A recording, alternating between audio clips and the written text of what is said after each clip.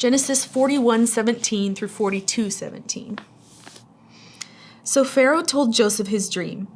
"In my dream," he said, "I was standing on the bank of the Nile River, and I saw 7 fat, healthy cows come up out of the river and begin grazing in the marsh grass. But then I saw 7 sick-looking cows, scrawny and thin, come up after them. I've never seen such sorry-looking animals in all the land of Egypt. These thin, scrawny cows ate the 7 fat cows. But afterward, you wouldn't have known it, for they were still as thin and scrawny as before. Then I woke up.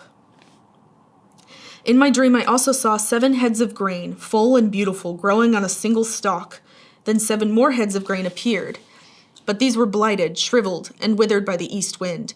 And the shriveled heads swallowed the 7 healthy heads. I told these dreams to the magicians, but no one could tell me what they mean." Joseph responded, "Both of Pharaoh's dreams mean the same thing.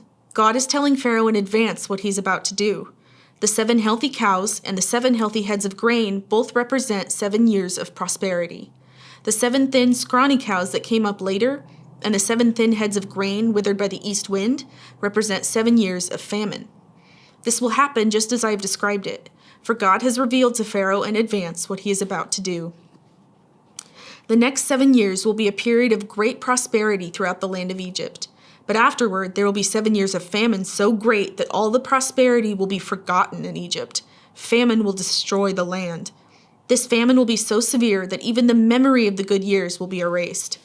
As for having 2 similar dreams, it means that these events have been decreed by God, and he will soon make them happen.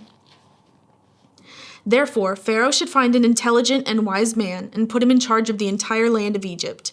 Then Pharaoh should appoint supervisors over the land and let them collect 1/5 of all the crops during the 7 good years. Have them gather all the food produced in the good years that are just ahead and bring it to Pharaoh's storehouses. Store it away and guard it there so there will be food in the cities. That way there will be enough to eat when the 7 years of famine come to the land of Egypt. Otherwise, this famine will destroy the land." Joseph's suggestions were well received by Pharaoh and his officials. So Pharaoh asked his officials, "Can we find anyone else like this man so obviously filled with the Spirit of God?" Then Pharaoh said to Joseph, "Since God has revealed the meaning of the dreams to you, clearly no one else is as intelligent or wise as you are. You will be in charge of my court, and all my people will take orders from you. Only I, sitting on my throne, will have a rank higher than yours." Pharaoh said to Joseph, "I hereby put you in charge of the entire land of Egypt." Then Pharaoh removed his signet ring from his hand and placed it on Joseph's finger. He dressed him in fine linen clothing and hung a gold chain around his neck. Then he had Joseph ride in the chariot reserved for his second in command. And wherever Joseph went, the command was shouted, "Kneel down!" So Pharaoh put Joseph in charge of all Egypt.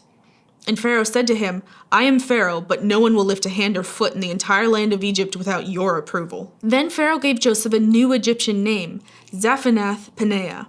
He also gave him a wife whose name was Asenath. She was the daughter of Potiphar, the priest of On. So Joseph took charge of the entire land of Egypt. He was 30 years old when he began serving in the court of Pharaoh, the king of Egypt. And when Joseph left Pharaoh's presence, he inspected the entire land of Egypt.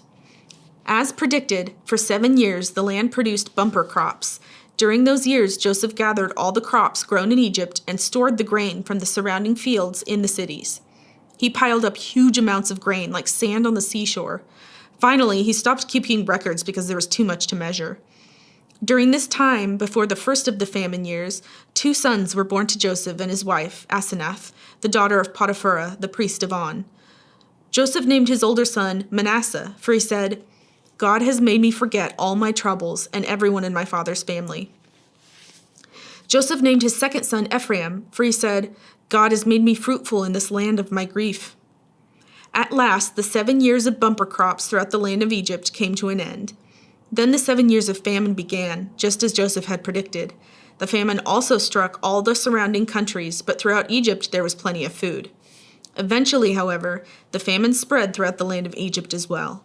And when the people cried out to Pharaoh for food, he told them, "Go to Joseph and do whatever he tells you."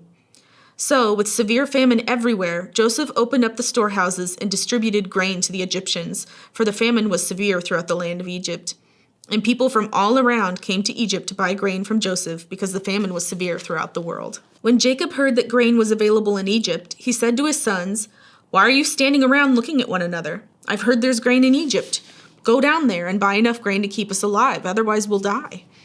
So Joseph's 10 older brothers went down to Egypt to buy grain. But Jacob wouldn't let Joseph's younger brother Benjamin go with them, for fear some harm might come to him. So Jacob's sons arrived in Egypt along with others to buy food, for the famine was in Canaan as well. Since Joseph was governor of all Egypt and in charge of selling grain to all the people, it was to him that his brothers came. When they arrived, they bowed before him with their faces to the ground. Joseph recognized his brothers instantly, but he pretended to be a stranger and spoke harshly to them. "Where are you from?" he demanded. "We're from the land of Canaan," they replied. "We have come to buy food." Although Joseph recognized his brothers, they didn't recognize him, and he remembered the dreams he'd had about them many years before. He said to them, "You are spies. You have come to see how vulnerable our land has become." "No, my lord," they exclaimed. "Your servants have simply come to buy food. We are all brothers, members of the same family. We are honest men, sir. We are not spies." "Yes, you are," Joseph insisted. "You've come to see how vulnerable our land has become." "Sir," they said, "there are actually 12 of us. We, your servants, are all brothers, sons of a man living in the land of Canaan.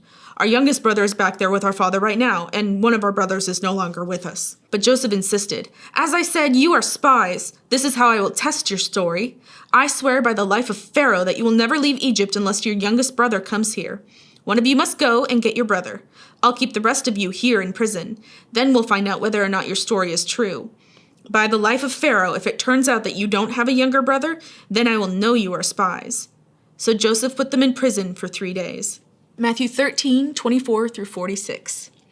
Here is another story Jesus told. The kingdom of heaven is like a farmer who planted good seed in his field. But that night, as the workers slept, his enemy came and planted weeds among the wheat, then slipped away. When the crop began to grow and produce again, the weeds also grew. The farmer's workers went to him and said, "Sir, the fields where you planted that good seed is full of weeds. Where did they come from?"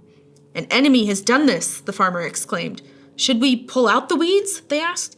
"No," he replied. "You'll uproot the wheat if you do. Let both grow together until the harvest. Then I will tell the harvesters to sort out the weeds, tie them into bundles, and burn them, and to put the wheat in the barn." Here is another illustration Jesus used. The kingdom of heaven is like a mustard seed planted in a field. It is the smallest of all seeds, but it becomes the largest of garden plants. It grows into a tree, and birds come and make nests in its branches. Jesus also used this illustration. The kingdom of heaven is like the yeast a woman used in making bread. Even though she put only a little yeast in 3 measures of flour, it permeated every part of the dough. Jesus always used stories and illustrations like these when speaking to the crowds. In fact, he never spoke to them without using such parables. This fulfilled what God had spoken through the prophet. "I will speak to you in parables. I will explain things hidden since the creation of the world." Then, leaving the crowds outside, Jesus went into the house. His disciples said, "Please explain to us the story of the weeds in the field." Jesus replied, "The Son of Man is the farmer who plants the good seed. The field is the world, and the good seed represents the people of the kingdom. The weeds are the people who belong to the evil one. The enemy who planted the weeds among the wheat is the devil. The harvest is the end of the world, and the harvesters are the angels. Just as the weeds are sorted out and burned in the fire, so it will be at the end of the world. The Son of Man will send his angels, and they will remove from his kingdom everything that causes sin and all who do evil. And the angels will throw them into the fiery furnace, where there will be weeping and gnashing of teeth. Then the righteous will shine like the sun in their Father's kingdom. Anyone with ears to hear should listen and understand.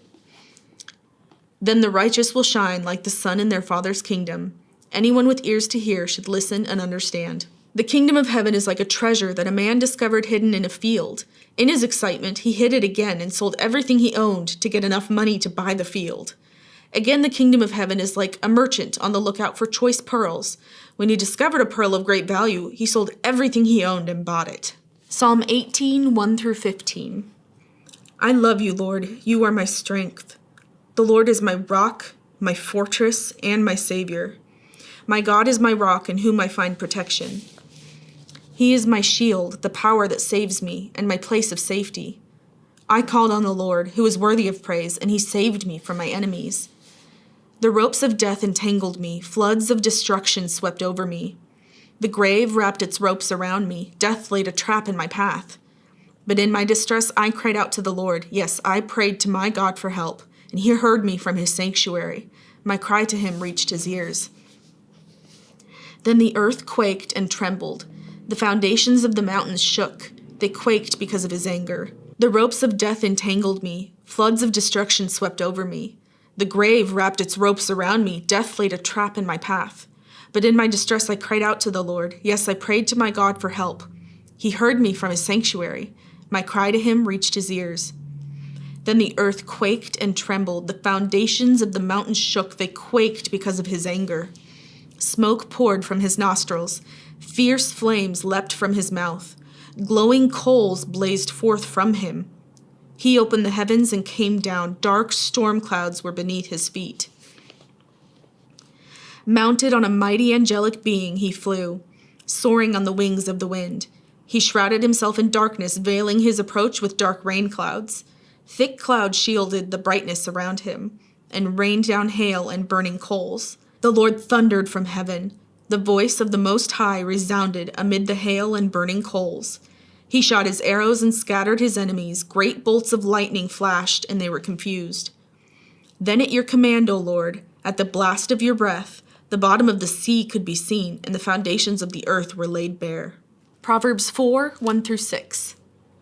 My children, listen when your father corrects you. Pay attention and learn good judgment, for I'm giving you good advice. Don't turn away from my instructions. For I too was once my father's son, tenderly loved as my mother's only child. My father taught me, take my words to heart, follow my commands and you will live. Get wisdom, develop good judgment. Don't forget my words or turn away from them. Don't turn your back on wisdom, for she will protect you. Love her and she will guard you.